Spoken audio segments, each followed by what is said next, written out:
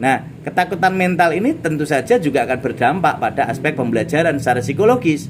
Maka yang terbaik ketika bertemu siswa, berikanlah senyum yang terindah, yang termanis, yakni senyum 228. 2 cm ke kiri, 2 cm kanan, dan 8 detik mengembang.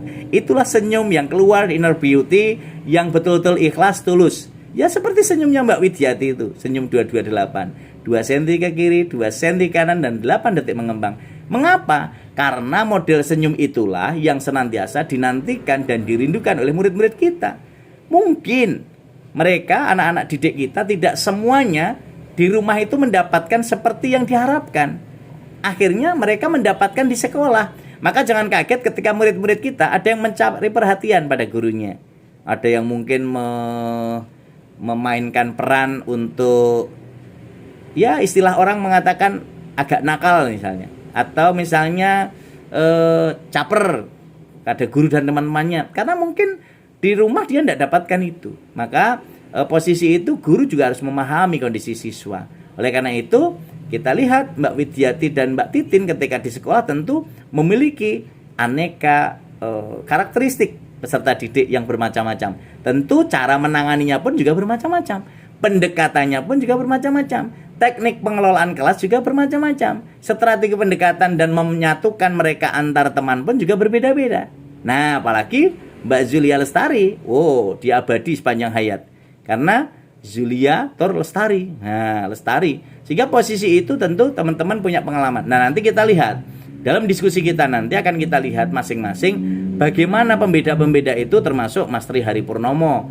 Perjalanan beliau dari rumah ke sekolah itu katanya kan 60 kilo. Itu kemarin, belum, kalau hari ini naik lagi jadi 30 kilo, jadi 90 kilo kan berarti. Bisa jadi loh, karena setiap hari semakin mekar jalannya, panjang kali lebar sama dengan luas gitu ya. Nah itu bisa saja terjadi. Mas Tri jalannya jadi 90 kilo atau mungkin 100 kilo ya. Nah ini belum kalau dipindah loh.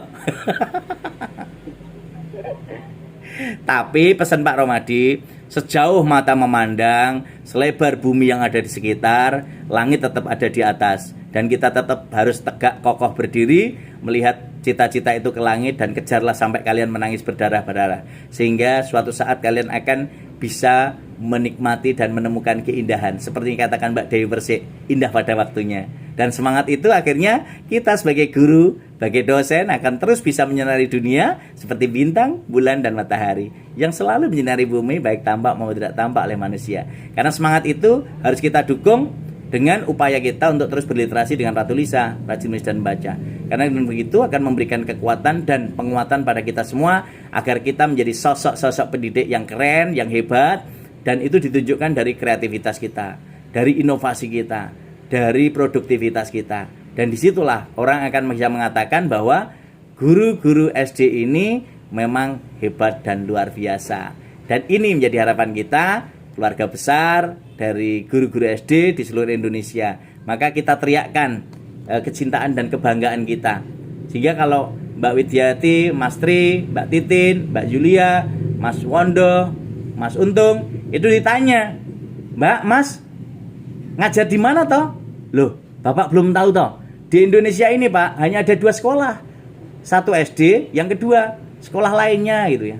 Nah itu menunjukkan komitmen kita bahwa SD itu memang keren dan luar biasa sebagai pondasi dasar untuk bisa menghasilkan SDM yang unggul, kreatif, inovatif, dan produktif. Maka harapan Pak Romadi, teman-teman harus bisa mewujudkan itu semua. Dan kegiatan-kegiatan itu kita teriakkan yel kita, aku cinta. Kalau saya katakan aku cinta, jawab guru Indonesia. Aku bangga guru Indonesia. Guru Indonesia hebat dan luar biasa. Gitu ya. Bersama-sama. Aku cinta guru Indonesia. Aku bangga guru Indonesia. Guru Indonesia hebat dan luar biasa. Tepuk tangan untuk kita semuanya.